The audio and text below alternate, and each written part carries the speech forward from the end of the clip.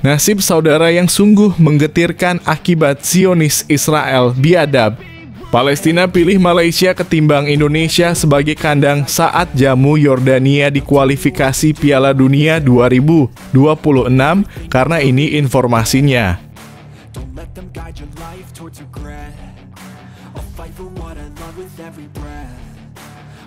Gugup di laga perdana, pemain timnas Indonesia Dimas Derajat dapat kritik pedas dari pelatih. Simak juga debut mengejutkan Adam Alis di Persib.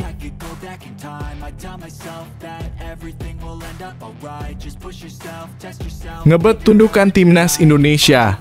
Doan Van Hau siap jalani pemulihan di luar negeri.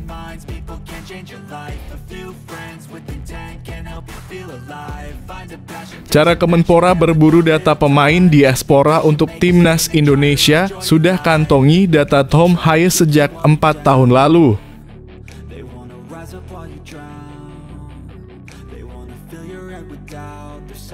Ivar Jenner masih di Jong FC Utrecht. Simak bagaimana performanya di laga perdana musim ini.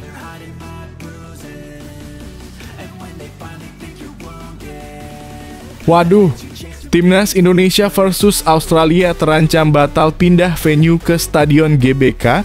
Dirut PPK GBK sebut rumputnya masih seperti ini katanya.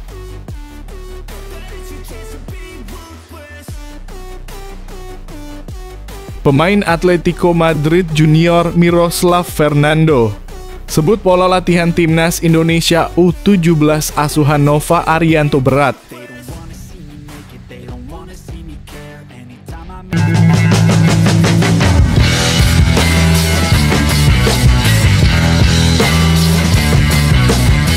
Sebelum kita lanjut ke berita terlengkapnya, alangkah mulianya bagi kalian untuk tekan tombol like dan yang belum subscribe, tolong subscribe channel ini. Nasib saudara yang sungguh menggetirkan akibat Zionis Israel biadab.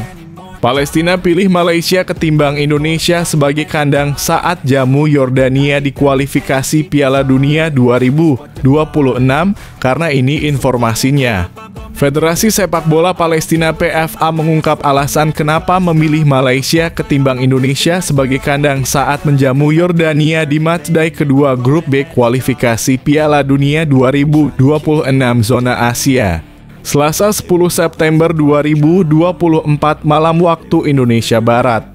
PSSI-nya Palestina itu mengatakan Malaysia dipilih karena salah satu alasannya tidak ambil bagian di babak ketiga kualifikasi Piala Dunia 2026 zona Asia.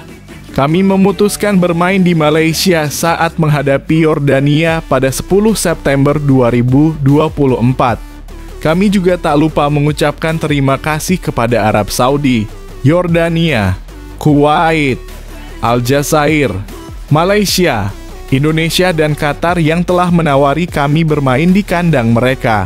Tulis pernyataan resmi PFA. Malaysia dipilih karena secara geografis tidak terlalu jauh dari lokasi pertandingan kami di matchday pertama melawan Korea Selatan. Selain itu, masyarakat Malaysia juga konsisten mendukung kemerdekaan Palestina, lanjut pernyataan PFA. Selain itu, Malaysia dipilih karena tidak tampil di babak ketiga kualifikasi Piala Dunia 2026 zona Asia. Dengan begitu, kami memastikan keadilan dan respek kepada tim lain yang ada di grup B, tegas PFA. Serangan Zionis Israel di Palestina membuat timnas Palestina tak bisa bermain di kandang sendiri.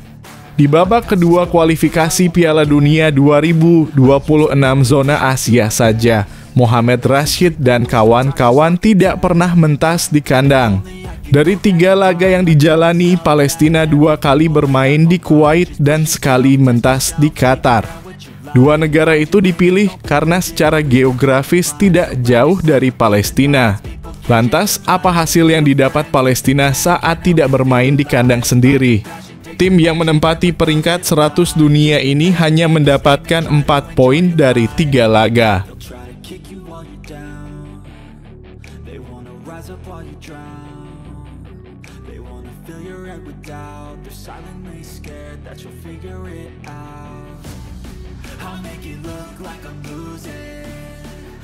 bother hiding my bruises. And when they finally think you're wounded, then it's your chance to be ruthless.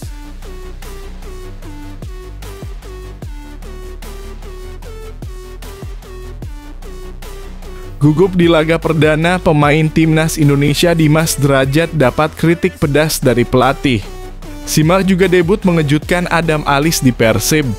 Pelatih Persib Bandung, Bojan Hodak, memberikan komentarnya tentang penampilan dua pemain timnas Indonesia, Dimas Derajat dan Adam Alis dalam laga perdana Liga 1 2024/2025.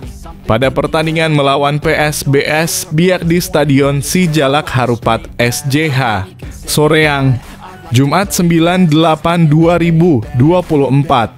Dimas Derajat tampil sejak menit pertama dan memberikan 1 assist dalam kemenangan 4-1 Persib. Namun, Hodak mencatat bahwa Dimas Derajat tampak agak gugup. Hal ini terlihat ketika Dimas gagal memanfaatkan peluang mencetak gol yang berhasil dihalau oleh kiper PSBS, Mario Londok. Hodak mengakui bahwa Dimas Derajat menunjukkan sedikit kecemasan di lapangan. Dimas Derajat terlihat agak nervous malam ini. Dia punya peluang bagus tapi gagal mencetak gol, ujar Hodak kepada media. Meskipun begitu, Hodak tidak marah dan percaya Dimas akan semakin baik seiring berjalannya waktu. Dia hanya butuh waktu untuk beradaptasi dan tampil konsisten di pertandingan mendatang, tambah Hodak. Sementara itu, penampilan Adam Alis juga mendapatkan pujian dari Hodak. Adam yang menggantikan Mark Klok pada menit ke-80 melakukan debut pertamanya bersama Persib. Meski baru bergabung dari Borneo FC, Hodak menilai permainan Adam Alis cukup memuaskan. Saya pikir dia bermain dengan baik, ujar Hodak tentang pemain baru tersebut.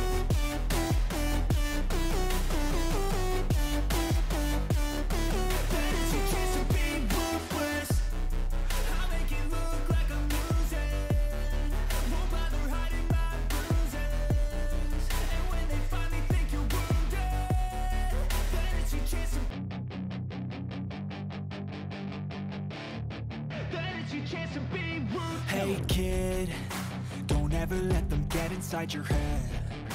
They'll tell you what to do in life instead. Ngebet tundukan timnas Indonesia. Doan Van Hau siap jalani pemulihan di luar negeri. Klub Vietnam Chong An Hanoi dalam kurung CAHN berencana mengirim bek andalannya Doan Van Hau ke luar negeri untuk mengatasi masalah cederanya yang membandel. Baru-baru ini klub ini menarik perhatian dengan mengunggah foto terbaru Van Hau yang hampir setahun absen dari lapangan hijau untuk proses pemulihan cedera. Van Hau mengalami tendonitis Achilles pada September 2023, membuatnya tidak bisa mendampingi CAHN di kompetisi domestik maupun timnas Vietnam di turnamen regional dan kontinental. Menurut pembaruan terkini, Van Hau menunjukkan perkembangan positif dalam pemulihan cederanya. Saat ini ia menjalani program latihan pemulihan yang dirancang khusus oleh dokter dan ahli di pusat PVF. Jika perkembangannya terus membaik, ia diperkirakan dapat mulai berlatih ringan dengan bola pada akhir Agustus dan kembali ke lapangan pada September. Namun mengingat cedera yang dideritanya, belum ada kepastian kapan tepatnya Van Hau akan kembali tampil di V-League. CAHN tengah mempertimbangkan opsi untuk mengirim Van Hau ke luar negeri untuk perawatan lebih lanjut. Jika diperlukan, ia juga akan menjalani pemeriksaan ulang di rumah sakit besar dan terkemuka di Hanoi. Van Hau sendiri tampaknya sangat bersemangat untuk segera kembali beraksi dan tampil melawan timnas Indonesia di ASEAN Cup 2024, di mana Vietnam tergabung dalam grup B bersama timnas Indonesia, Filipina, Myanmar, dan Laos. Doan Van Hau sedang berusaha keras untuk pulih dan segera kembali ke lapangan, ujar perwakilan klub, menunjukkan betapa pentingnya kembalinya Van Hau bagi tim.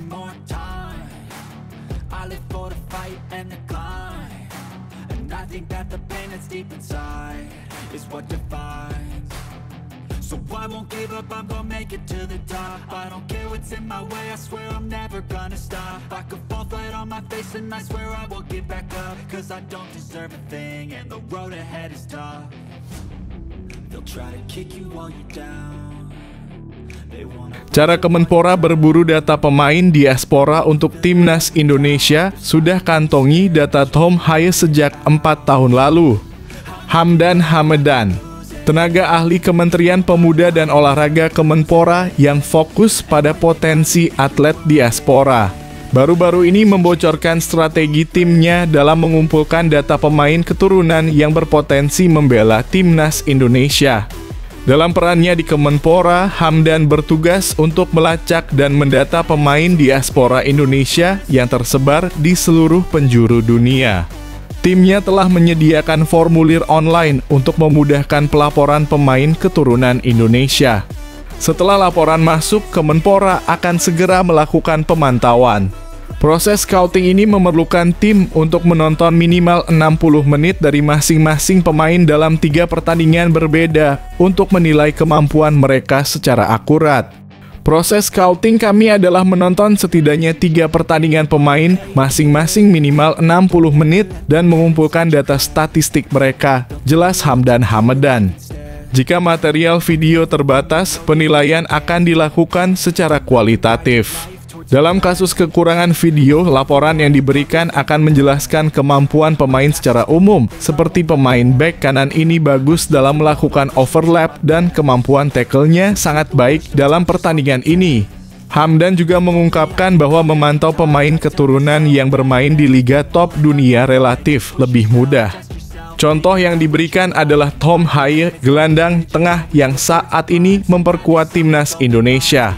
Hamdan menyatakan bahwa pihaknya telah memiliki data mengenai Tom Haye sejak 4 tahun lalu dan merasa yakin bisa meyakinkan pemain tersebut untuk bergabung dengan Timnas Indonesia.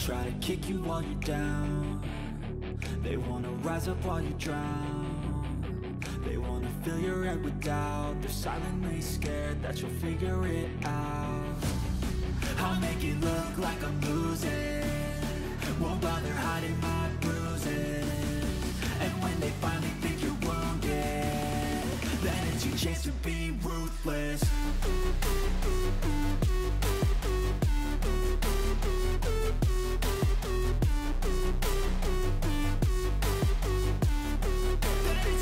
Ivar Jenner masih di Jong FC Utrecht. Simak bagaimana performanya di laga perdana musim ini. Gelandang Timnas Indonesia Ivar Jenner masih berada di tim Jong FC Utrecht dan belum berhasil menembus skuad utama untuk musim 2024 hingga 2025. Jong FC Utrecht adalah tim yang berlaga di kasta kedua Liga Belanda, Eerste Divisie, sementara tim senior mereka berkompetisi di Eredivisie, kasta tertinggi Liga Belanda. Pada Sabtu dini hari dalam kurung 10 Agustus 2024, Jong FC Utrecht memulai Eerste Divisie dengan menghadapi Helmond Sport di Stadion Gesta Awerken. Dalam pertandingan ini, pelatih Jong FC Utrecht, Ivar van Dinteren, mempercayakan Ivar Jenner sebagai starter. Jenner tampil sebagai gelandang tengah dan bermain selama 90 menit penuh. Meskipun performanya solid, Jong FC Utrecht memulai musim dengan hasil imbang 1-1. Jong FC Utrecht membuka skor lebih dahulu melalui gol Rafael El Arguyowi yang tercipta lewat tendangan kaki kanan setelah menerima umpan dari Linden Edhard. Namun, pada menit ke-25, Helmond Sport berhasil menyamakan kedudukan lewat gol Anthony van den Hurk. Skor 1-1 bertahan hingga akhir pertandingan. Dengan hasil ini, Jong FC Utrecht berada di posisi ke-6 klasemen sementara dengan 1 poin. Pada pekan kedua, mereka akan menghadapi PSV Ustrip 21 di kandang sendiri. Sportpark Zuidenbalch berharap bisa meraih kemenangan pertama mereka di musim ini.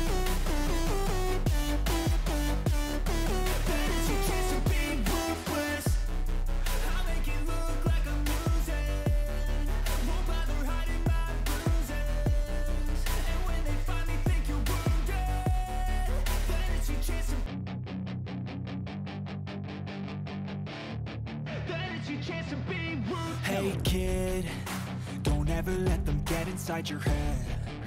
They'll tell you what to do in life instead of everything you know that Waduh, you get. Timnas Indonesia versus Australia terancam batal pindah venue ke Stadion GBK.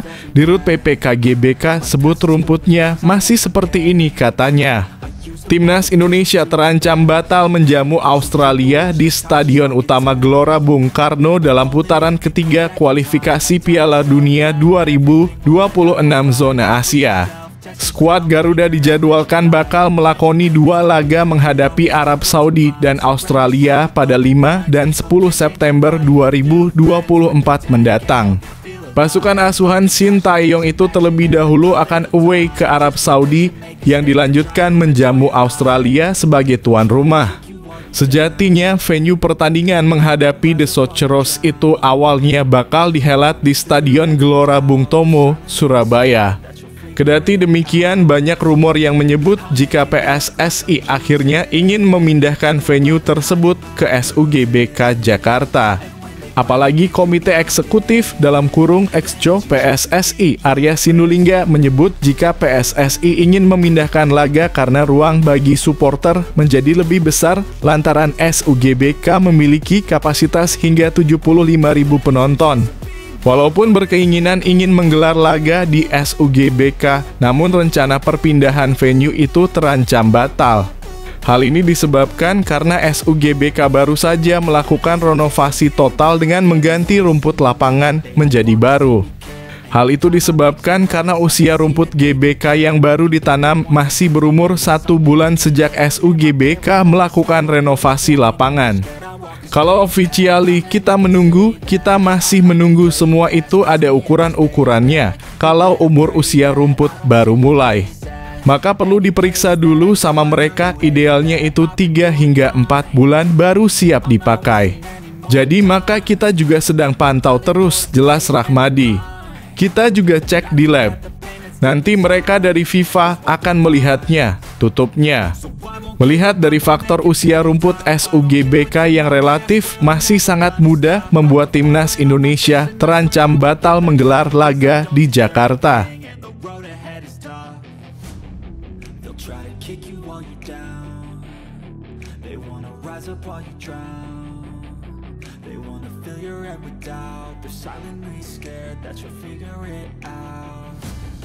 I'll make it look like I'm losing, won't bother hiding my bruises.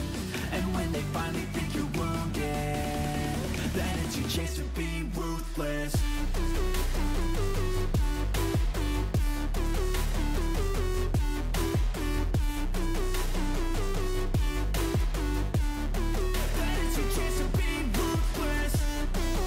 Pemain Atletico Madrid Junior Miroslav Fernando sebut pola latihan Timnas Indonesia U17 asuhan Nova Arianto berat.